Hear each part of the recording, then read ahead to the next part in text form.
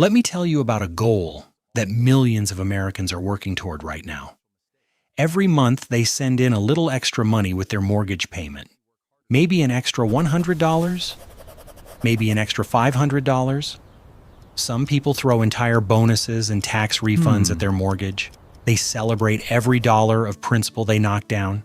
They have a countdown on their phone showing the exact date their house will be paid off. And it feels incredible. It feels responsible.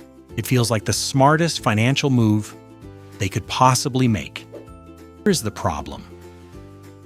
For most Americans in most situations, paying off your mortgage early is one of the most expensive financial decisions you will ever feel good about. And I know that sounds completely wrong. I know it goes against everything your parents told you, everything your gut is telling you right now, everything that just feels like common sense about debt. But stay with me for the next few minutes, because by the end of this video, the math is going to make this so clear that you will never look at your mortgage the same way again. Here is the belief that almost every American homeowner holds somewhere deep in their financial worldview. Debt is bad. All debt is bad, and the faster you get rid of it, the better. And honestly, for most types of debt, that belief is completely correct. Credit card debt at 24% interest? Eliminate it immediately? Personal loans at 15%? Gone as fast as possible? Car loans at 8%? Pay those down aggressively. But a mortgage is a fundamentally different type of debt, and treating it the same way you treat high-interest consumer debt is the core mistake that costs homeowners hundreds of thousands of dollars over their lifetime.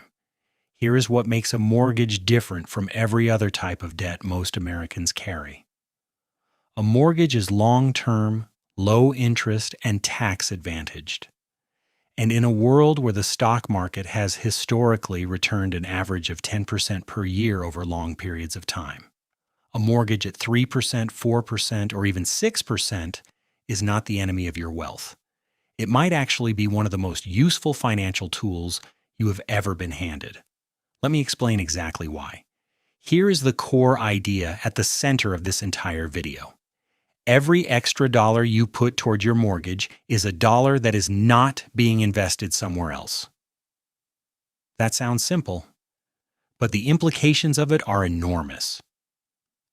Let us say you have a 30-year mortgage at a 4% interest rate, and every month you pay an extra $500 toward the principal to pay it off faster.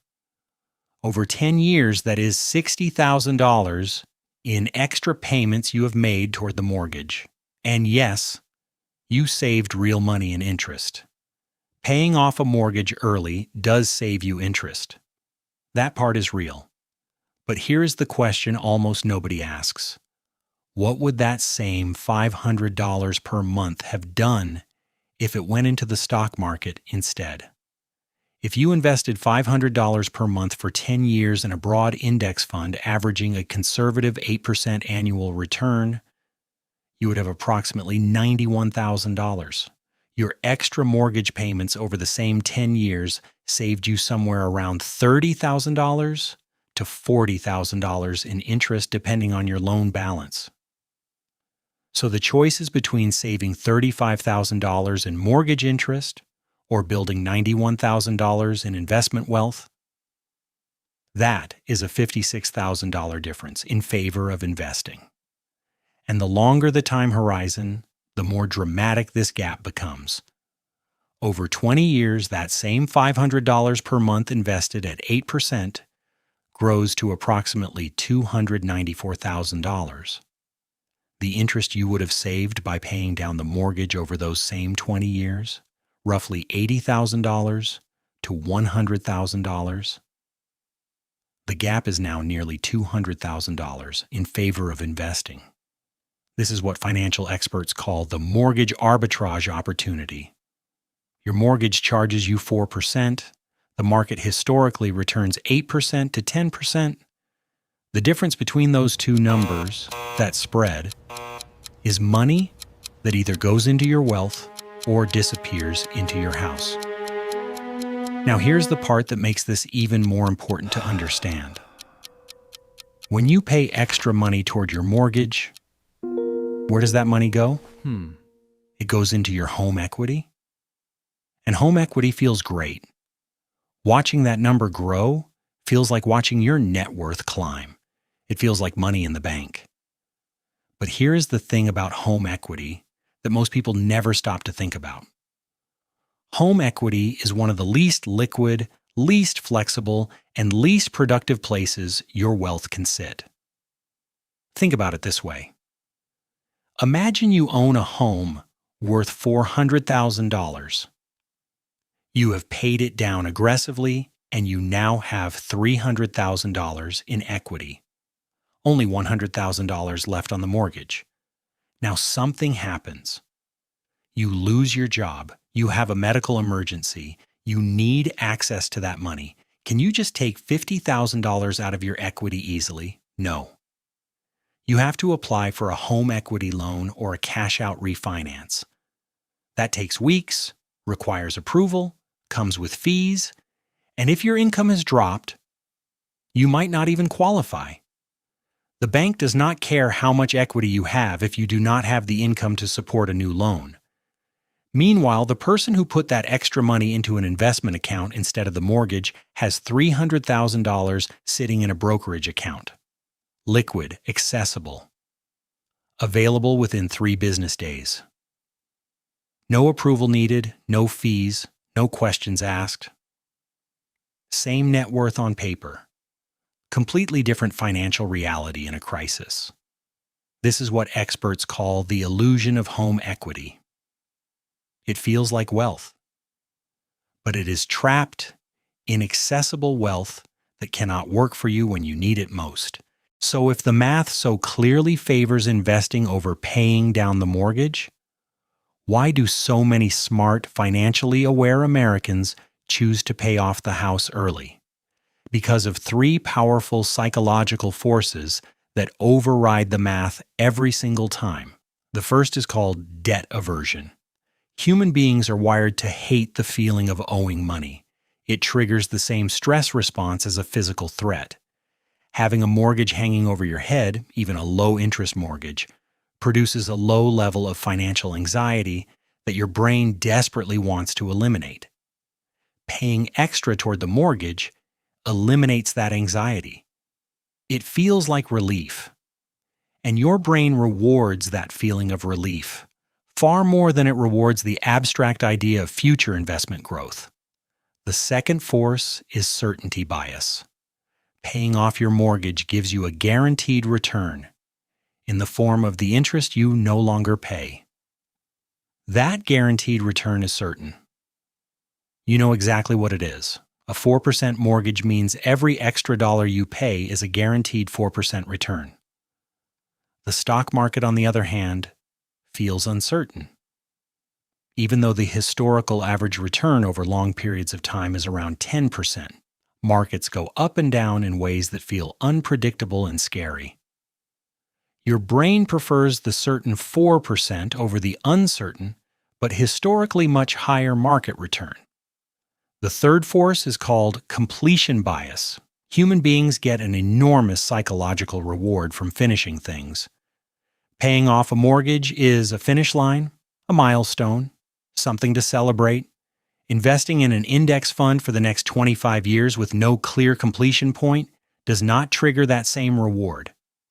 Your brain is literally wired to prefer the early mortgage payoff, even when the math strongly argues against it, and the financial industry understands this perfectly, which is why nobody is running ads telling you to skip the extra mortgage payment and invest the difference instead. That message does not sell mortgages, refinancing products, or financial planning services. Here's the bigger truth underneath all of this. The question of whether to pay off your mortgage early is not actually a math question. For most people in most situations, the math is pretty clear. It is a psychology question. It is a question about how much anxiety you can tolerate in exchange for how much wealth you can build. And there is no universally wrong answer.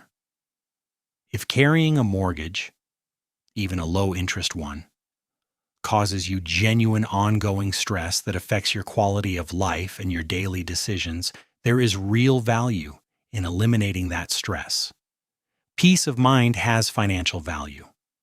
If paying off your house gives you the mental clarity to earn more, spend less, and make better decisions in other areas of your financial life, the math might actually work in favor of paying it off.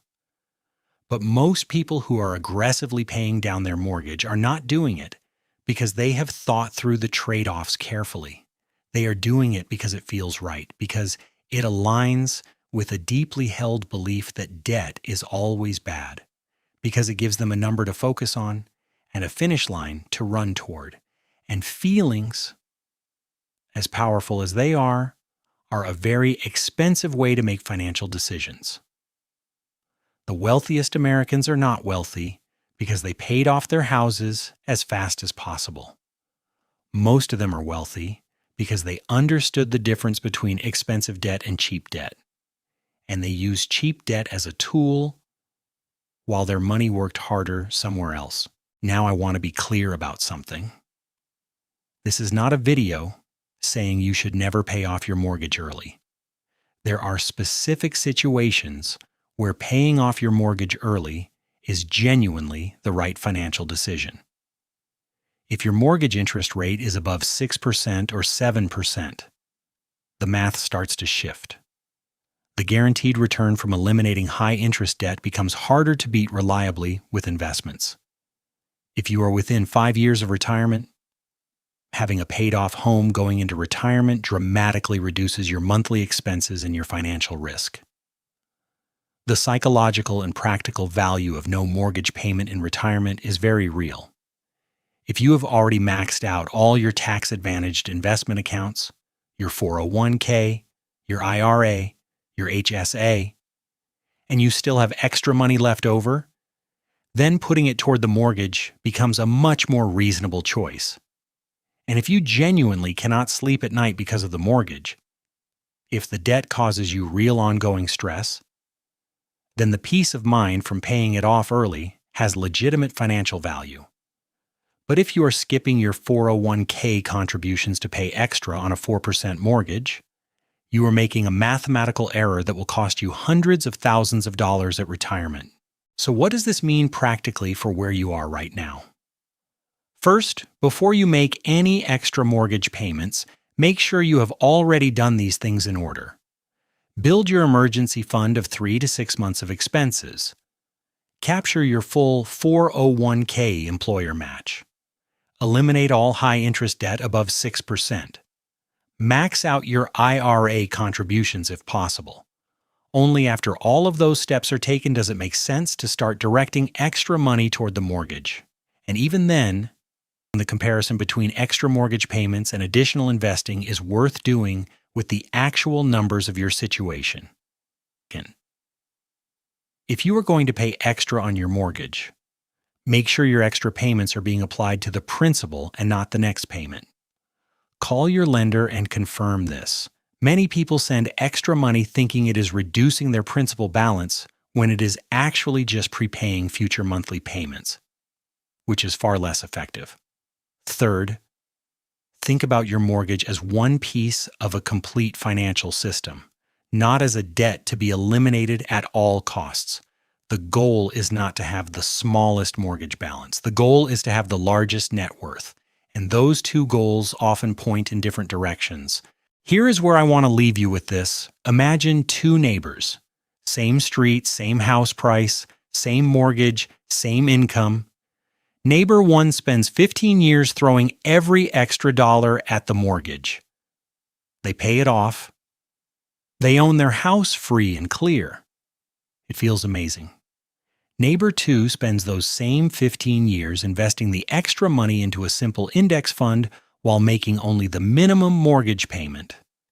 At year 15, Neighbor 1 has a paid-off house and a relatively small investment account. Neighbor 2 still has a mortgage, but they have an investment portfolio that has grown to be worth significantly more than the interest they paid on that mortgage. In 10 more years, at retirement, The gap between those two financial situations is not small. It is not a rounding error. For many people, it is the difference between retiring at 65 and retiring at 55, or between retiring comfortably and running out of money at 80. The house does not write you a check every month in retirement. Your investment portfolio does. Owning your home is a wonderful life goal. A paid-off house brings real peace and security. It's worth knowing the full cost of getting there. There is a smarter path to the same destination. It does not care about our feelings. Understanding both the math and the feelings, making a conscious choice about which one to follow and when, what separates people who build real wealth from people who work hard their whole lives and wonder why the numbers never quite add up.